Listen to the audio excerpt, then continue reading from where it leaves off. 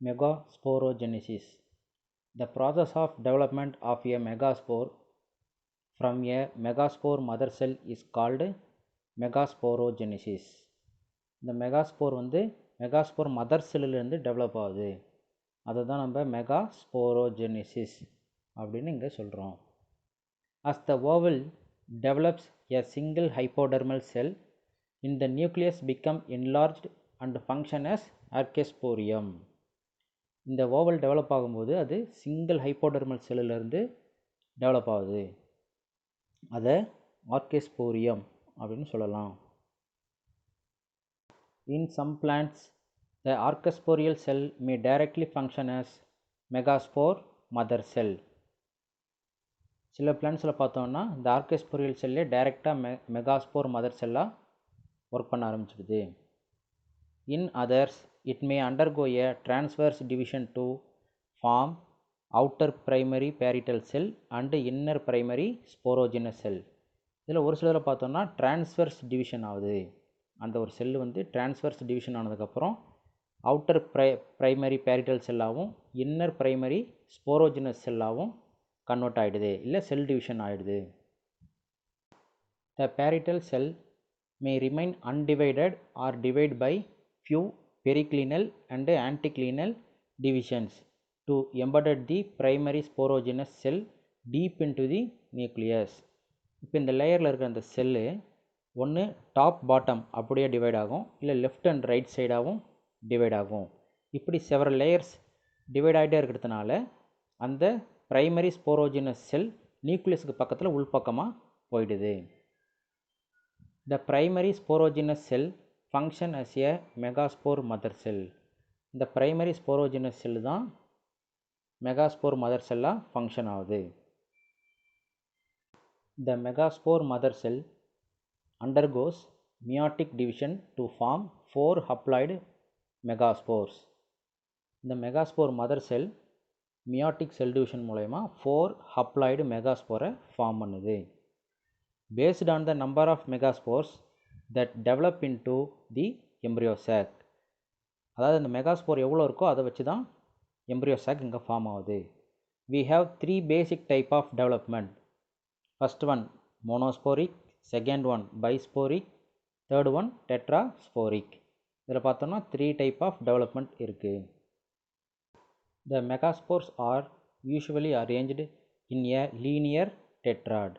இது லீனியர் ஃபார்மில் இருக்கும்.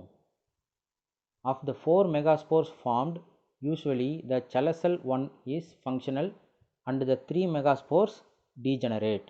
இந்த 4 செல்லில் chelacell எண்டில் இருக்கிறது மட்டும் ஃபங்க்ஷன் ஆகும், மற்ற மூணு மெகாஸ்போரும் degenerate அழிஞ்சிடுது, வளரும்போதே அழிஞ்சிடும். The functional megaspore forms the female gametophyte or embryo sac. அந்த ஃபங்க்ஷன் ஆகிற ஒரு மெகாஸ்போர் தான் இங்கே எம்ப்ரியோ சாக்காக ஃபார்ம் ஆகுது. This type of development is called monosporic development. அதுக்கு எக்ஸாம்பிள் பார்த்தோன்னா பாலிகோனம். Of the 4 megaspores formed, if 2 are involved in embryo sac formation, the development is called bisporic. Example allium. அதாவது இந்த form ஆகிற 4 மெகாஸ்போரில் 2 megaspore embryo sac form ஆகிறதுக்கு help பண்ணுச்சுன்னா அது பேர் bisporic. Example allium. If all the 4 megaspores are involved in embryo sac formation, the development is called tetrasporic. Example Peperomia. அதில் 4 மெகாஸ்போருமே embryo sac form ஆகிறதுக்கு ஹெல்ப் பண்ணுச்சுன்னா அது Peperomia. An oval generally has a single embryo sac. The development of monosporic embryo sac, polygonum type. The oval generally has a single embryo sac. ஒரு ஓவலில் ஒரே ஒரு embryo sac இருந்துச்சுன்னா the development of mono embryo sac, அதை நம்ம development of monosporic embryo சாக்னு சொல்லுவோம். சிம்பிளாக பாலிகோனம் டைப் அந்த டயக்ராமில் இருக்குது பாருங்கள். Development of monosporic embryo sac. The functional megaspores is the first cell of the embryo sac or female gametophyte. The functional megaspore, அதாவது இந்த ஃபஸ்ட்டில் ஆக்டிவ் ஆகிற அந்த ஒரு செல்லை தான் நம்ம எம்ப்ரியோ சாக்னு சொல்கிறோம், இல்லைன்னா ஃபீமேல் கேமிட்டோஃபைட் அப்படின்னு சொல்கிறோம். The megaspore elongates along micropylar and chalazal axis. இந்த மெகாஸ்போர் என்ன ஆகுதுன்னா நீட்டாக வளர்ந்துகிட்டே போகுது. எதுக்கும் சென்டர்லன்னா மைக்ரோபைலார் எண்டுக்கும் செலசல் எண்டுக்கும் நேராக. The nucleus undergoes a mitotic division. நியூக்ளியஸில் பார்த்தோன்னா மைட்டாட்டிக் டிவிஷன் நடக்குது. Wall formation does not follow the nuclear division. இப்போ அந்த நியூக்ளியர் டிவிஷனுக்கு அப்புறம் வால் ஃபார்மேஷன் இங்கே நடக்கிறதில்ல.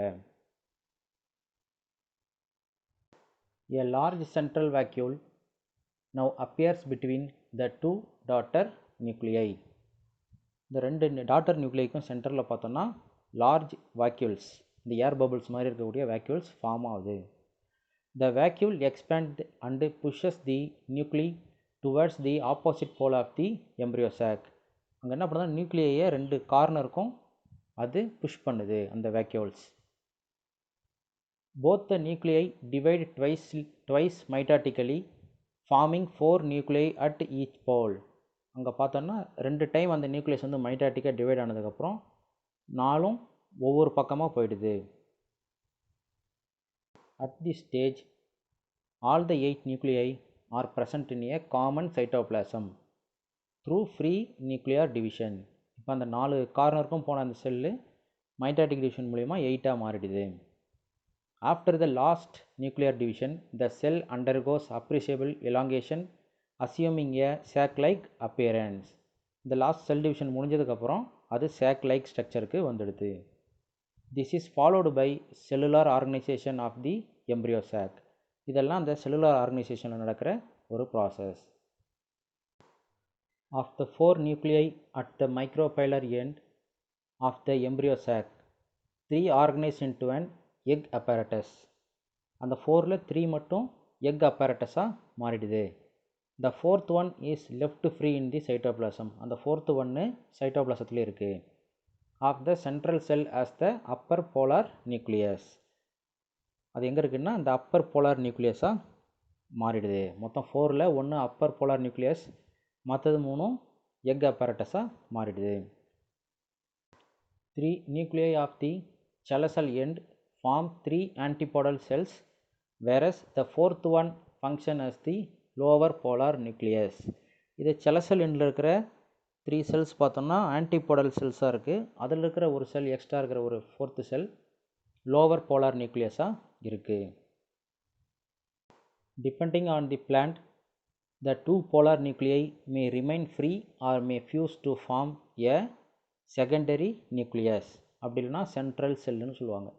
இப்போ ஒரு சில பிளான்ட்டில் அந்த 2 செல் சென்டரில் தனித்தனியாகவும் இருக்கும், இல்லை ஒரு சில பிளான்ட்டில் அந்த ரெண்டும் சேர்ந்து ஃபியூஸ் ஆகியிருக்கும், அதாவது ரெண்டும் ஒன்றா சேர்ந்துருக்கும். அதை தான் நம்ம செகண்டரி நியூக்ளியஸ் அப்படின்னு சொல்கிறோம். The egg apparatus is made up of a central egg cell and 2 synergids. இந்த எக் apparatusல பார்த்தோன்னா சென்டரில் எக் செல் இருக்குது, அதோட லெஃப்ட் ரைட்டுன்னு சொல்கிற அந்த 2 சைடில் பார்த்தோன்னா 2 synergidsஆக இருக்குது. 1 on each side of the egg cell. அப்போ சென்டரில் எக் செல், அதுக்கு லெஃப்ட் ரைட்டு 2 பக்கத்துலேயும் synergids செல் இருக்குது. Synergids secrete chemotropic substances that help to attract the pollen tube. இப்போ pollen grain வந்து இங்கே அட்டாச்மெண்ட் ஆகிடுச்சுன்னா அதுக்கு ஒரு கெமிக்கல் மெசேஜை கொடுத்து அதை அந்த எக் apparatusக்கு எடுத்துகிட்டு வர்றது தான் இந்த synergidsோட ரோல். அதுக்காக தான் அது கீமோட்ரோபிக் சப்ஸ்டன்ஸை அங்கே செக்ரேட் பண்ணுது. The special cellular thickening called filiform apparatus. டயக்ராமில் டாப்பில் ப்ளூ கலரில் இருக்க பாருங்கள், அதுதான் filiform apparatus. இது synergids கூட மேலே இருக்கும். Synergids help in the absorption, conduction of nutrients from the nucellus to embryo sac. இந்த நியூசிலஸ்லேருந்து எம்ப்ரியோ சாக் வரைக்கும் இந்த ட்ராவல் பண்ணுறதுக்கான எல்லா ஹெல்ப்பும் இதுதான், இந்த synergids தான் பண்ணுது. It also guides the pollen tube into the egg. அந்த pollen tube எக் வரைக்கும் போகிறதுக்கான ஹெல்ப் பண்ணுறதே இந்த synergids தான். Thus, a 7-celled with 8 nucleated embryo sac is formed. இது ரொம்ப முக்கியமான ஒரு பாயிண்ட்டு, நல்லா கவனிங்க. 7-celled with 8 nucleated embryo sac is formed. 1 மார்க்கில் இருக்கிறப்ப இந்த கொஸ்டினை நம்ம நல்லா பார்த்து எழுதணும், அவங்க என்ன கேட்டிருக்காங்கன்னு. அப்போ எத்தனை செல்லுன்னு பார்த்தா 7 செல். ஆனால் எத்தனை நியூக்ளியஸ் இருக்குன்னா 8 நியூக்ளியஸ் இருக்குது. இதுதான் ஒரு எம்பிரியா சாக்கோட டயக்ராம். இந்த டயக்ராமை நம்ம நல்லா பார்த்துக்கணும், எல்லா பார்ட்ஸும் கரெக்டாக நோட் பண்ணணும்.